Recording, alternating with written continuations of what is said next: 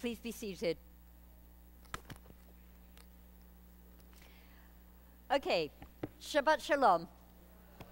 I don't know how many of you will have read the little thing that is going around on Facebook at the moment from the high school teacher who decided very belatedly to shadow one of his or her students. I don't even know the gender of the author.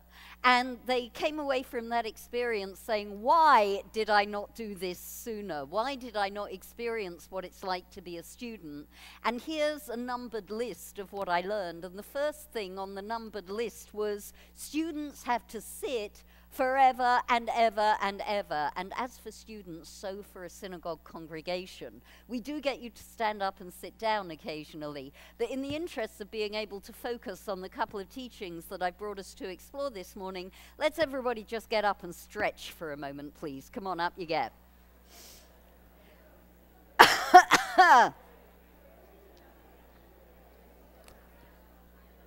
I will do it too. Thank you. Please be seated again. We'll see if that helps or not.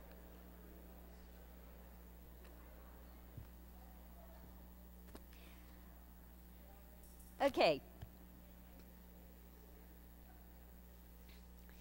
So we are still we just announced the new month, the new Jewish month, but we are still just about by our fingernails in the Jewish month of Tishrei. And the Jewish month of Tishrei is a month that is full of beginnings. It's as if it takes everything more than one go to get started, as is the case, in fact, for the Torah itself. My sound is off? Is this better? Okay? All right. Okay, I'm going to use this one instead. Better? Good. All right. So, as I was saying before technology rudely interrupted me, the month of Tishrei is full of beginnings. On Rosh Hashanah, we begin the year. On Yom Kippur, we begin the year again by wiping ourselves clean. And Sukkot can be understood as yet another beginning, the beginning of trust, the beginning of realizing that we can survive in what is a very fragile environment. And on Simchat Torah, yesterday, we begin the Torah again. So that is way too many beginnings for 1 month until along comes this Shabbat, Shabbat Bereshit, which is the Shabbat of the beginning. So fortunately, we have Jacob's beginning to celebrate today. That is an actual beginning that gives us something different to do. For those of us, however, who are not Jacob, which would be the majority of us in this room, the challenge that this Shabbat presents is, how do we begin again? Is there something new that we can find today that we can hold on to as the idea of a beginning? And I'm going to suggest that there is, because obviously if I didn't, there would be no sermon. I'm going to suggest that there is, and I'm going to suggest that the clues are there for us in the story that we read not once but twice over in the Torah of how it is that human beings come to be created. Hold on to that idea of there's more than one way of telling this story, because as we're going to see, the number 2 is going to come up more than we would expect. So, for example, in the first version of the creation of humanity, God is recorded as saying, "Let us make humanity in our image." Now, I don't know if anybody sees a problem with that. There's a couple of problems, actually. First of all, God is not known for consulting about the process of creation. So for the duration of the project, up until this point, creation has happened by God going, make that, and that gets made. Let there be light, let there be darkness, let there be earth, let there be trees, and so on and so on. But it suddenly seems as though God gets cold feet when it comes to creating human beings. And God seems to require to do this in consultation, in partnership. And the rabbis of the tradition explore, well, who is the other party to the conversation? And I'm going to bring this morning, there's multiple understandings in the theme of two. I want to bring us two understandings. One was familiar to me, and I think will be familiar to some people who have studied this passage in the room. One was entirely new to me, and I hope will be new to all of us. So the first idea is that the parties to this conversation, let us make humanity, are angels. They're angels who have significant reservations about the whole idea of creating human beings at all. They point out to God that human beings are really capable of some pretty significant evil, and wouldn't it be better just to have a world full of birds and trees and animals and such?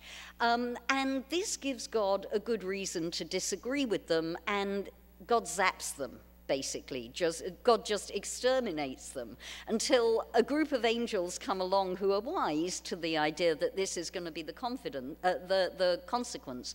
And this group of angels says to God, okay, you know what, you're God. So you get to do exactly what you would like to do. So why don't you just go ahead and be God? Thank you very much. We'll see you later.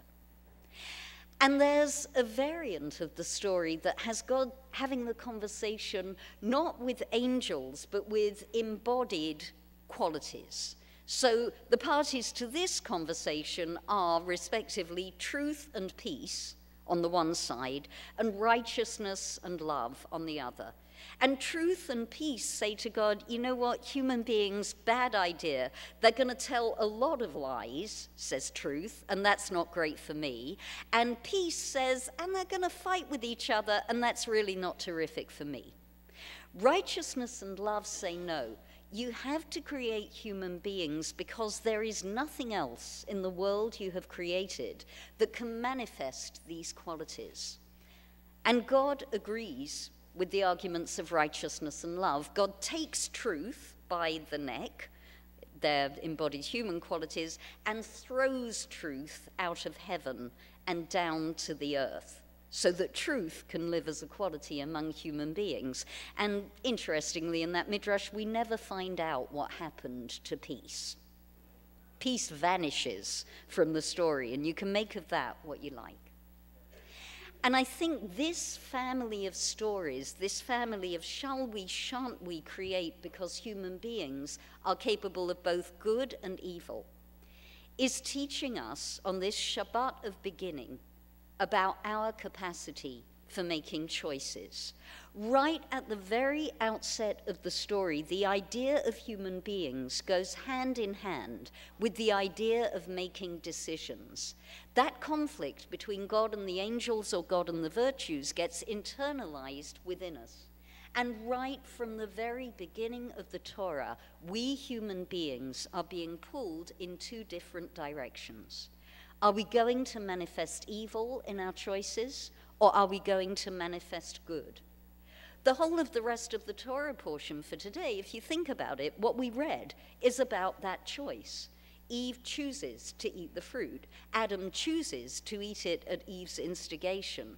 And Cain, in the most extreme example that we come across in the Sidra, chooses to murder his brother, despite having been presented clearly with the choice by God. So one possible beginning for us on this Shabbat of beginning is to take this idea of let us make humanity and let it remind us of the importance of the choices that we encounter and of our commitment, perhaps, to try to make the right choices, however they appear to us in any circumstance. That's the first understanding. This is a Shabbat in which we remind ourselves of the power of choice. The second understanding of let us make humanity was completely new to me, and I love it, and that's why I wanted to bring it and share it with you this morning. It comes from a rabbi whose pen name was the Mei HaShiloach. He was the Ishbitzer Rebbe, Mordechai Yosef Lehner, who lived in Poland in the 19th century. And he teaches that the other party to the conversation in Let Us Make Humanity was everything that God had created up until that point, the world itself. He tells it better than I do, so I'm going to quote directly from his teachings. He teaches, "From the beginning, God created all creation, And afterward, the creation recognized and understood that it was lacking, for it had no one to connect its vitality to the blessed God. By means of humanity, all the facets of the world may be connected to the blessed God, for humankind raises everything up, as is known. The inanimate enters its power into the vegetation, and the vegetation into the animal into speaking humankind. So humanity, through serving God with all its strength, elevates the powers it received from the world. The blessed God said to the entire creation that each one should give of its power and join in the creation of humanity so that humanity would have a portion in all of them. And that's the end of the quote. Complicated idea. What it means, I think, is that it was the world itself that pleaded for human beings to be created. Why? Because the world itself recognized its distance from God and pleaded for something to bridge that distance. And God agrees. God says, let us together create humanity. Human beings will have in themselves a little bit of everything that has come before: the sky, light, darkness, the animal, the vegetable. And with all of that world family reverberating inside us, when we connect to God, everything becomes connected again. I hear so many times people saying to me things like, well, I'm not really religious, I am spiritual. I find God at the beach. I find God in the forest. Nature is my cathedral. And there are those of my colleagues who go, pah, modern spirituality. But I don't think pah. I actually think that those moments are extremely important, because those are moments that can be pinned back to this understanding that the purpose of human beings is to connect the world to God. That when we're at the beach, that when we're in the forest, that when we're lying down on the grass, if any of us grown-up people can still find the time to do that nowadays, and to look at the world reduced to a collection of blades of grass with little insects creeping over them, it's in those moments that we ourselves are the point of connection between the world and God. And if that is the case, then this Shabbat is not so much about the ethical and moral choices that we make.